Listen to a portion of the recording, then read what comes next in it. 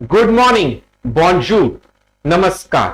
स्वागत है एक बार आपका फिर से fugly.com में। और आज हम बात करने वाले हैं फ्रेंच ऑक्सो के बारे में। जी हां, फ्रेंच ऑक्सो। ऑक्सो का मतलब होता है मात्राएं। जैसे कि हिंदी में छोटा आई बड़ा आई की मात्राएं होती हैं, इसी तरह से फ्रेंच के अंदर भी कुछ मात्राएं होती हैं। ये मात्राएं कैसी लगाई जाती है, किस तरह से बनती है, आज हम इसके बारे में बात करेंगे।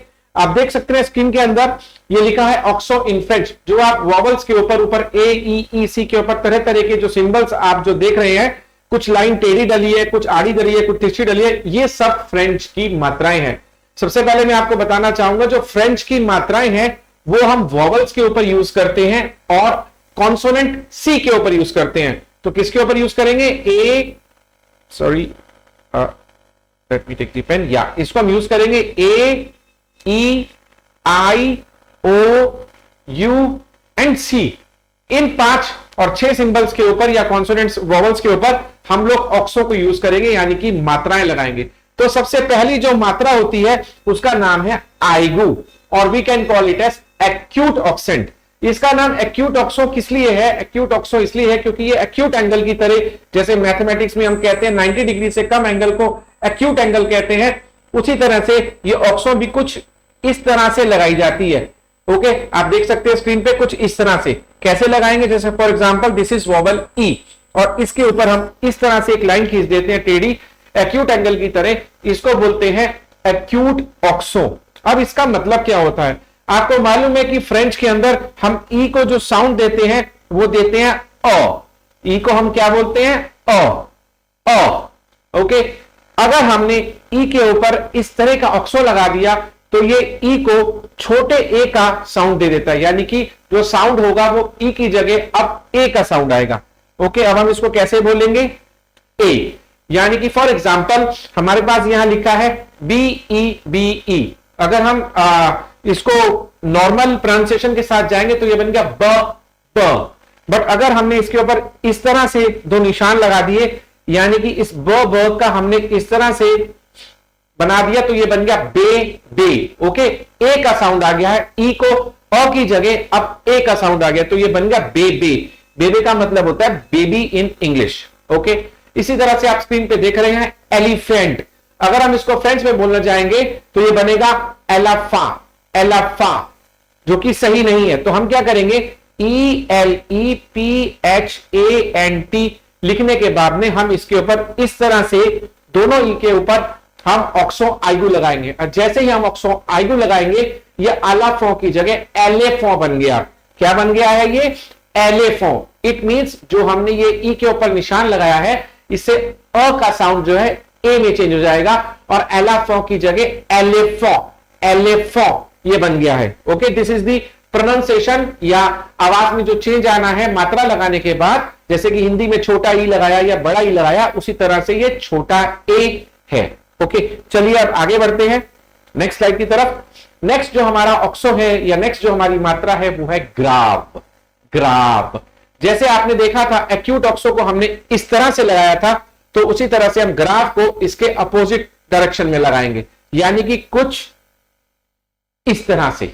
ओके, यानी कि उल्टी डायरेक्शन में एक्यूट एंगल का रिवर्स, यानी कि ग्रेवयार्ड की तरफ जा रहे हैं, तो उस तरह से आप इसको समझ सकते हैं। तो इसको बोलते हैं ऑक्सोग्राफ। अब ये जो ऑक्सोग्राफ है, एग्जाम्पल के लिए हम इसमें भी ई को ले लेते हैं और हम ई के ऊपर इस तरह का जब निशान बनाएंगे, टेढ़ी लाइन डालेंगे, तो ये ई का जो अ का साउंड था वो बड़ा ए में कन्वर्ट हो जाएगा।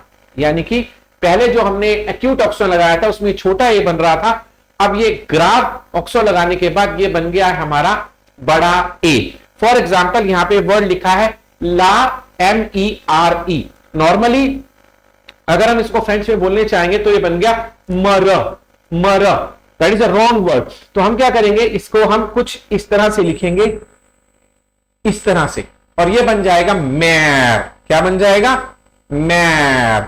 मैर का मतलब होता है mother in English. Okay my dear friends, मैर का मतलब क्या होता है? मदर। तो आपने देखा कि MERE में जब मैंने ग्राफ ऑक्सो लगाया तो साउंड बन गया मैर, मैर, यानी कि बड़ा ए। सिमिलरली आप ये वर्ड देख रहे हैं PERE, और इसके ऊपर मैंने यहां ऑक्सो लगाया तो ये बन गया पैर। ओके, पैर। पैर का मतलब क्या होता है? फादर। ओके, पैर का मतलब होता है फादर। सिमिलरली आप देख रहे हैं CREME, क्रम, क्रम का साउंड आ रहा है, बट अगर हम इसके ऊपर ऑक्सो लगा देंगे ग्राफ तो ये बन जाएगा क्रैम। क्या बन जाएगा? क्रैम। और क्रैम का मतलब होता है cream in English. Okay, cream in English.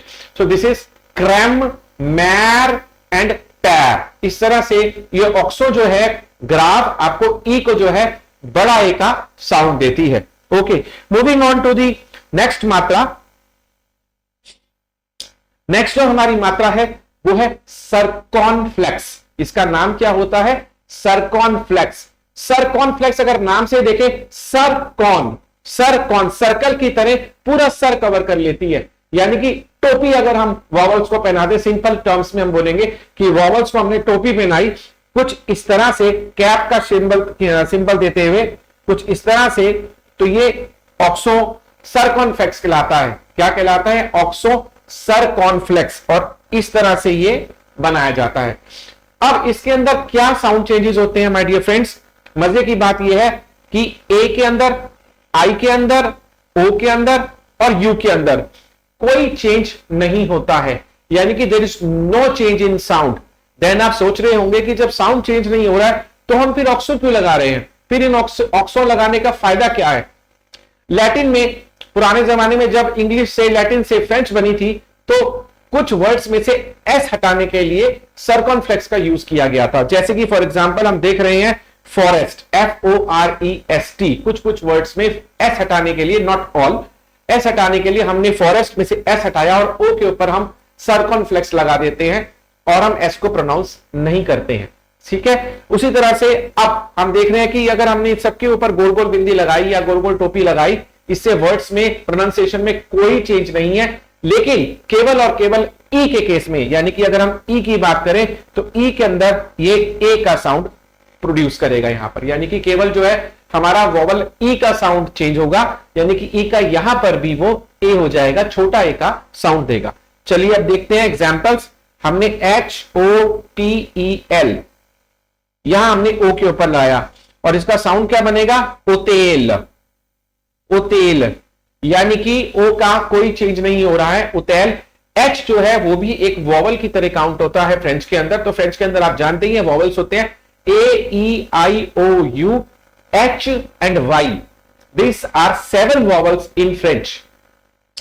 H जो है 99.9% फ्रेंच लैंग्वेज के अंदर म्यूट रहता है, शांत रहता है, चुप रहता है, उसको हम प्रोनाउंस नहीं करते हैं, इसलिए इसको हम होटल की जगह हम ओतैल बोलते हैं। और इसका मीनिंग क्या होता है? होटल। सिमिलरली आप देख रहे हैं फोरेहे, फोरेहे, फोरे, फोरेहे का मतलब होता है फॉरेस्ट, यानी कि जंगल। ओके, तो यहां पे बना फोरेहे। अब हमने यहां पर FORET जो वर्ड था, ओ के ऊपर हमने ऑक्सो सर्कमफ्लेक्स लगाया और एस का साउंड चला गया और ये रह गया है केवल फोरेहे। सिमिलरली आप देख रहे हैं, ये ऐसा देखने में लग रहा है हॉस्पिटल था, बट अब हमने क्या किया? HOPITAL और ओ के ऊपर हमने सर्कमफ्लेक्स लगाया तो ये बन गया ओपिताल, ओपिताल। ओके माय डियर फ्रेंड्स, ओपिताल, ओपिताल का मतलब क्या होता है? Hospital. Okay, now coming down to PATE। यहां हमने ए के ऊपर ऑक्सो सर्कमफ्लेक्स लगाया और ये बन गया है पात, यानी कि कोई चेंज नहीं हुआ है साउंड में। और पात को बोलते हैं हम पास्ता फ्रेंच के अंदर, पात को हम फ्रेंच में पास्ता बोलते हैं।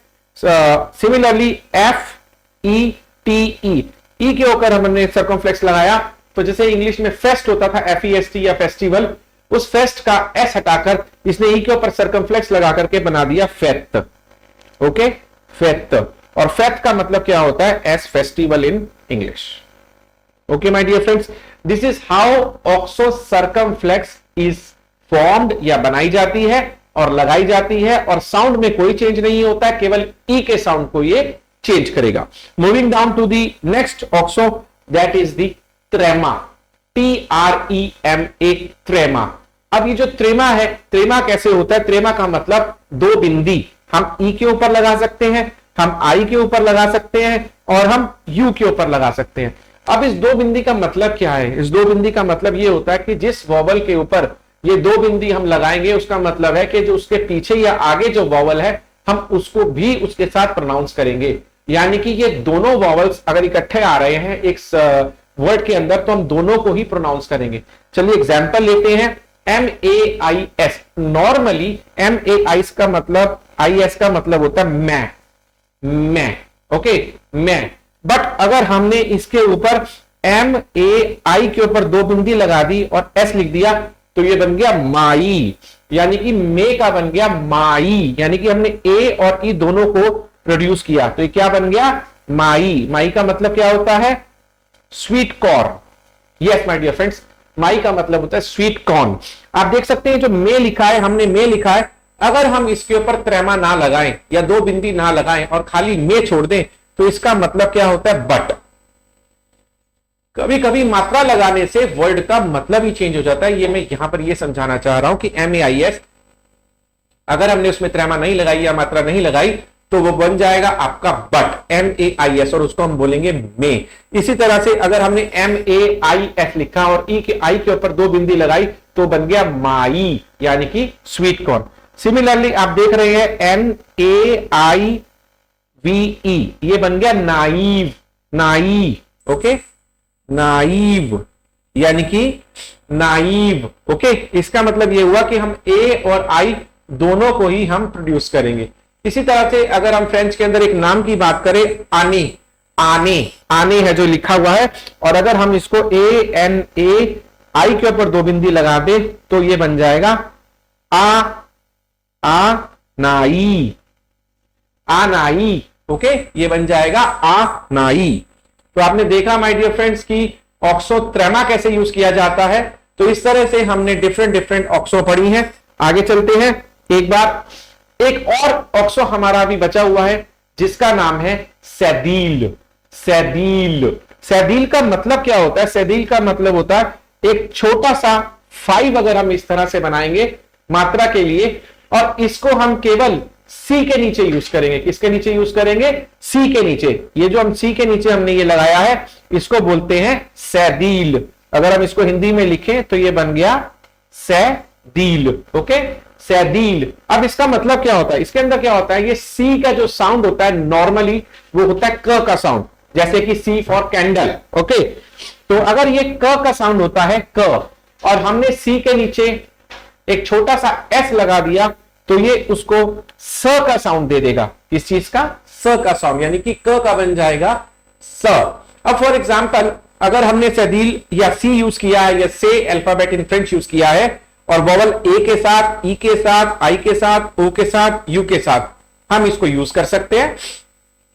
अब आप देखिए इसमें जो साउंड आ रहा है वो आ रहा है का, इसके अंदर जो साउंड आ रहा है वो आ रहा है को, और इसके अंदर जो साउंड आ रहा है वो आ रहा है कू, ओके। इसके अंदर जो साउंड आ रहा है कू, को एंड का। माय डियर फ्रेंड, जो सी ई और सी आई है फ्रेंच के अंदर, इसका साउंड ऑलरेडी सी और ऑलरेडी सी होता है, या इसको स भी बोल सकते हैं, स और सी होता है, इसमें कोई चेंज नहीं है। लेकिन अगर हमने सी ए और सी ओ और सी यू लगाया है बिना सैदील के तो वो का, को और की का और कू का साउंड प्रोड्यूस करता है। इसी तरह से अगर हमने इनके नीचे सी लगा दिया तो ये का क्या कहलाएगा, सा। इसका को का क्या बनेगा, सो, और इस कू का क्या बनेगा, सू। इस तरह से इनका साउंड चेंज हो जाएगा, यानी कि ये का साउंड स बनाता है। चलिए एग्जांपल्स लेते हैं अब। जैसे कि हमने यहां लिखा GARCO, अगर हम नॉर्मली इसको रीड करेंगे तो ये बनता है गारको। क्या बनता है, गारको, जिसका कि कोई मतलब नहीं होता है। बट अगर हम इसको GAR और सी के नीचे ये लगा करके ON लिखेंगे तो ये बन जाएगा गारसो माय डियर फ्रेंड्स, गारसो, जिसका मतलब होता है अ बॉय, गारसो। आपने देखा गारको का बन गया गारसो। This is how the pronunciation of C changes from क टू स। अब आपने ये जो दो वर्ड्स देखे हैं VOILA, वॉइला और वॉइसी, इसका मतलब होता है देयर इज और here is, okay, there is और हियर इज। तो दिस इज वॉइला और वॉइसी। जो वॉइसी का साउंड है वो ऑलरेडी सी का ही साउंड आ रहा है क्योंकि सीआई का साउंड पहले से ही सी होता है। अब आप देख रहे हैं यहां पर जो वर्ड लिखा है कोमेंट, इसको हम बोलते हैं फ्रेंच के अंदर कोमो, ओके, कोमो। और कोमो का मतलब होता है फ्रेंच के अंदर हाउ। ओके, तो दिस इज कोमो, CO का साउंड दे रहा है। अगर मैंने यहां सी के नीचे सेदिल लगा दिया तो ये सोमो बन जाएगा। नॉर्मली दिस इज कोमो। अब अगर आप देख रहे हैं रेकेवुआर, रेकेवुआर मींस नथिंग, बट अगर मैंने लिखा RECEVOIR और सी के नीचे मैंने छोटा सा ये हाफ 5 लगा दिया तो ये बन गया रेसिवुआ। रेसिवुआ, what does it mean? To receive. Okay, रेसिवुआ मींस टू रिसीव। अब आप ये देख रहे हैं LECON, ये लिखा है, इसका मतलब होता है लेकॉन। लेकॉन इज नथिंग। अगर मैंने इसको लिखा LE और इसके नीचे ये लगा दिया तो ये बन गया लेसॉन। क्या बन गया?